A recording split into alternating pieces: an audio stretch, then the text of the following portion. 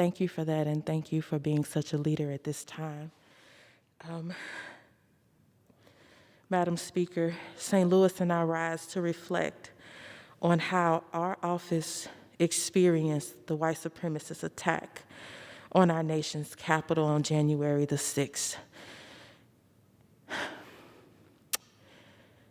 Everybody's experiences are different, and everybody's experiences must be validated. Everybody's experiences. I remember sitting up in the gallery, listening to floor speeches, knowing that there was supposed to be a protest happening outside, seeing people outside, and thinking that this was just part of the day until something happened. And I just felt the need to stand up and walk out. I walked out and I walked over I went to the steps. I went down a flight and I went to the steps and I went to look to see what's happening outside. And I saw the tip top of flags.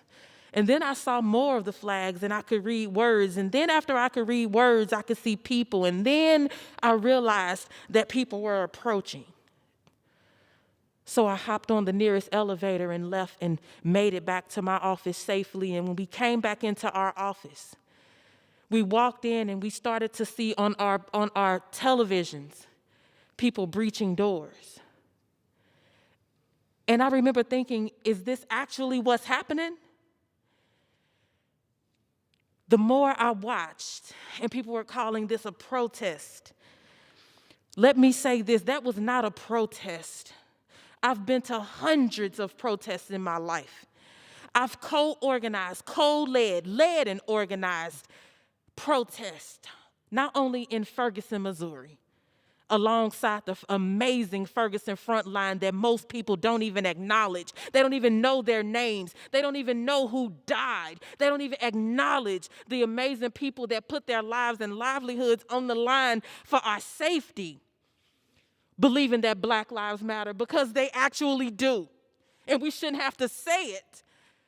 It should just be true.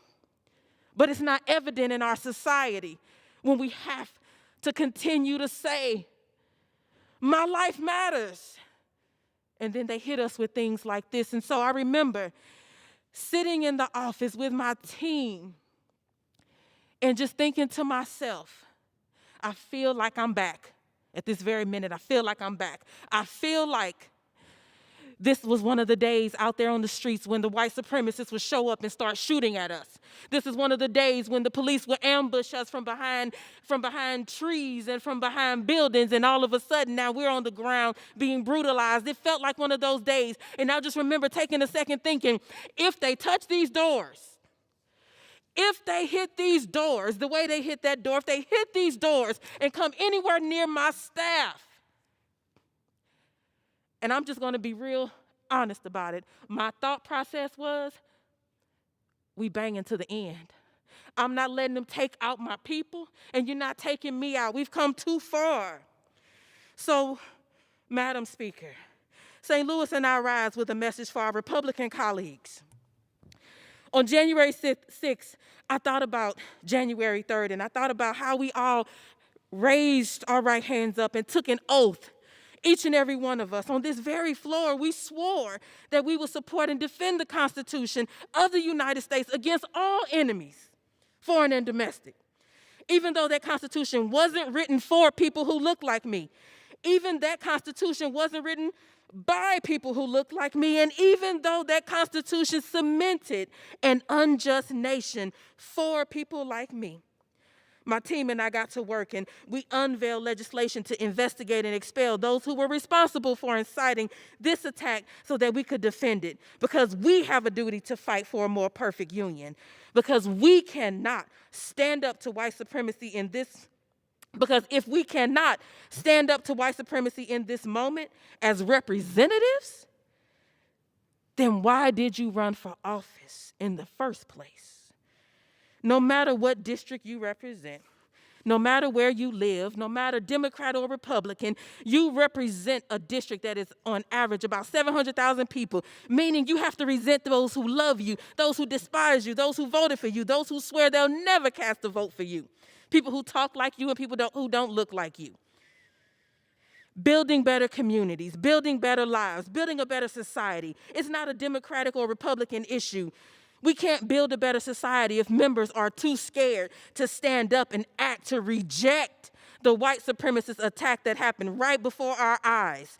How can we trust that you will address the suffering that white supremacy causes on a day-to-day basis in the shadows if you can't even address the white supremacy that happens right in front of you in your house? Does your silence speak to your agreement? Is the question. In St. Louis, the COVID-19 pandemic is disproportionately hospitalizing and killing Black and brown people. Well, I've lived that. We have people dying from gun violence, a crisis that stems from decades of economic disinvestment and disruption from an over-reliance on policing that this very chamber has continually voted to endorse. I've cried those tears. You don't know what that's like. So I ask you today, take a moment to think about what it's like to live what we live through. If you cannot do what's right in the face of blatant, heinous, vile, white supremacist attack like the one we just saw, how will you do right by the Black and brown people you represent who just want to know that our children will have safety, that our children will have life, and that they will have shelter because you represent us too? So on January 3rd, we stood together to swear our oath to office to the Constitution. We swore to defend it against all enemies, foreign and domestic.